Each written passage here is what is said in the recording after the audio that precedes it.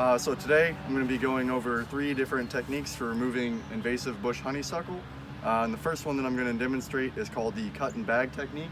And you'll need either a saw or a pair of loppers and a preferably thick, heavy-duty black trash bag. And what we're going to end up doing is we're going to cut this bush honeysuckle down. You can tell which one it is because it's one of the first plants to leaf out in the early spring, late winter. And they have these opposite kind of teardrop shaped leaves, and it's pretty easy to recognize it if you just look up a picture or anything like that. So what we're going to do is we're going to cut it off at about 3 feet tall, and then we're going to put the black trash bag over the top of it and secure it to the ground a little bit away from the base, and that'll take away the plant's ability to photosynthesize, and it'll slowly die out without you having to do all the hard work of digging it out actually. So let me start here by starting to cut it down. What do you do with the extra branches? The extra branches you can either chop up really small and dispose of them in a yard waste container or something like that, or if you have a chipper or something available. Oftentimes we just kind of stack them in the woods. Kind of make like a little brush pile. Rabbits, squirrels and stuff like to live in it, and it won't grow from the base like that anymore, so doesn't do anybody any harm. Try and remove most of the leaves.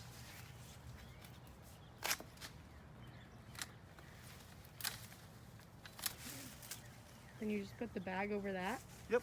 So you're just going to end up with about a 2 or 3 foot tall little stump here. I'm going to clear out an area around the base so you can kind of see where we're staking the bag at. Okay.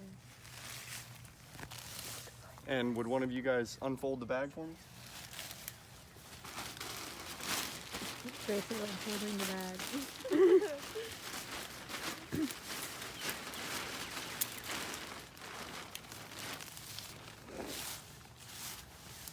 And just slide it right over the top.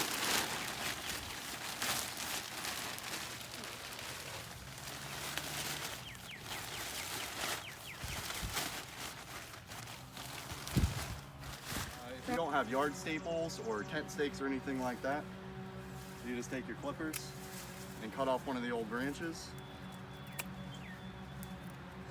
and you can kind of fashion yourself a couple. If you don't have yard staples or tent stakes or anything like that, you just take your clippers and cut off one of the old branches. And you can kind of fashion yourself a couple yard stakes to secure the bag down around the base so that it doesn't blow away.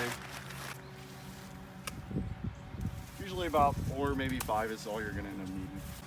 So this is all done in a way to try and reduce the soil, like you interfering with the soil and breaking all that up, and to avoid using chemical applications. A lot of people are against using Roundup for various reasons.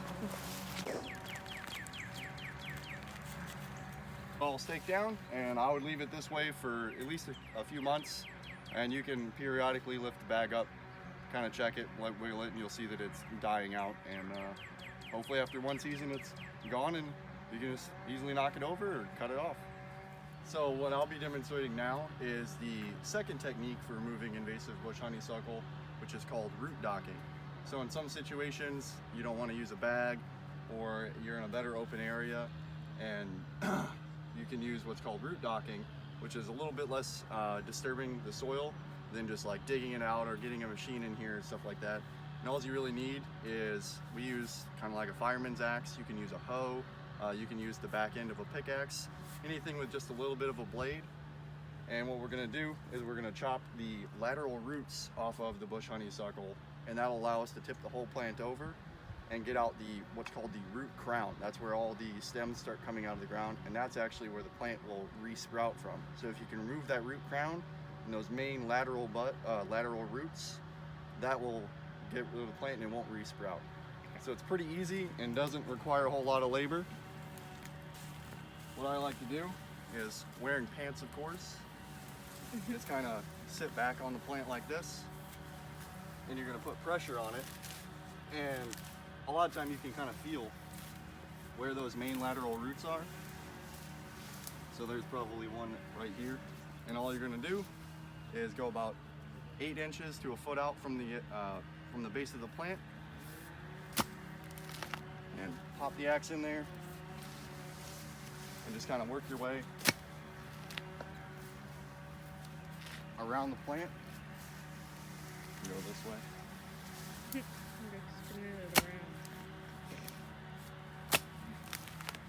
Really requires not a whole lot of effort. You can use the weight of the tool.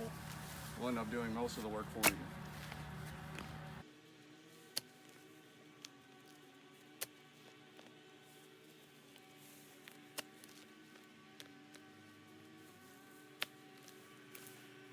There it is. See, just like that. If I can shake this out real quick. We cut off those main lateral roots. There's still a lot of soil on it. But this is that main root crown that you're really looking for, and removing this will prevent the plant resprouting. And that's it. That's called the root docking technique. So the third technique that I'll be demonstrating today for getting rid of invasive bush honeysuckle is the cut and strip technique. So similar to the bag technique, we're trying to rob the plant's ability to photosynthesize. So again, we're going to cut it down to using a pair of clippers, a saw, or anything like that, to about 3 feet tall or so. Disposing of all the little branches, you can put them in a little pile, you can throw them in the waste bin, whatever you like.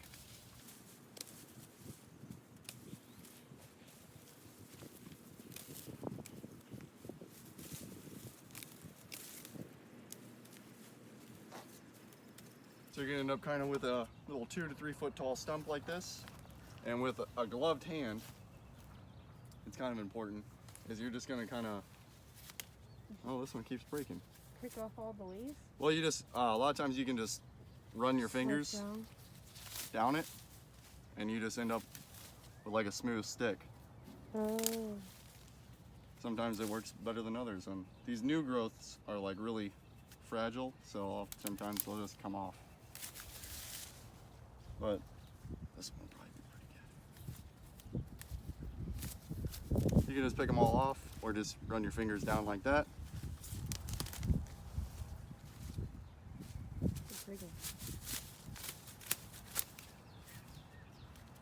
Works pretty good.